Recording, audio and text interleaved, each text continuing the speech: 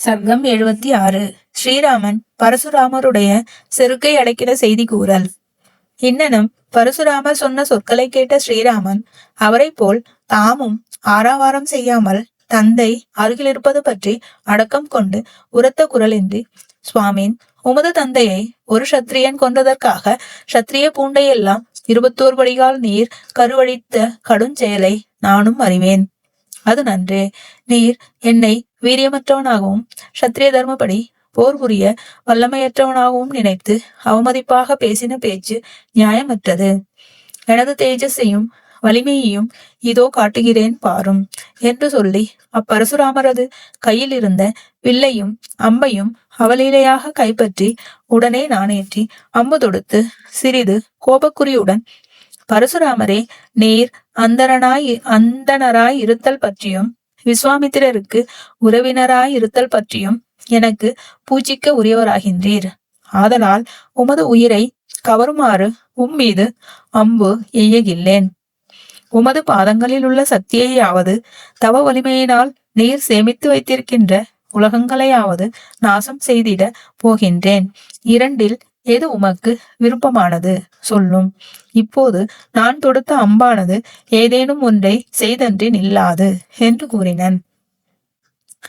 அப்போது நிகழ நிற்கும் மிக அற்புதமான செய்கையை காணும் பொருட்டு முனிவர், தேவர், கந்தர்வர், இயக்கர், அரக்கர் முதலிய பலரும் அங்கு குழாங்கூடி நின்றனர்.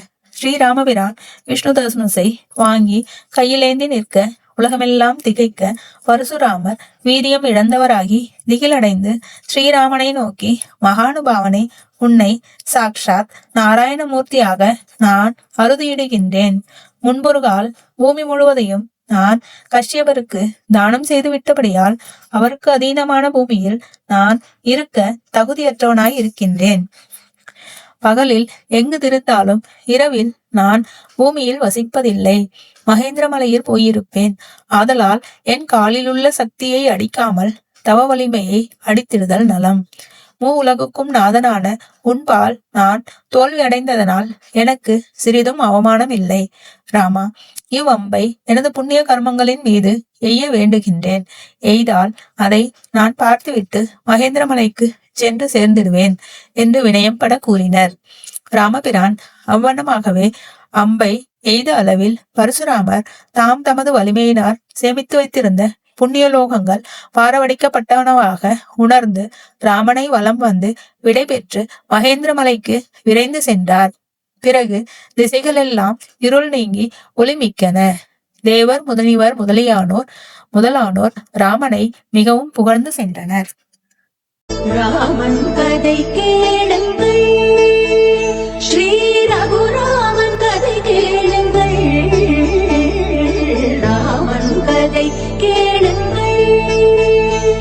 ராமாய ராமபத்ராய ராமச்சந்திராய நமः.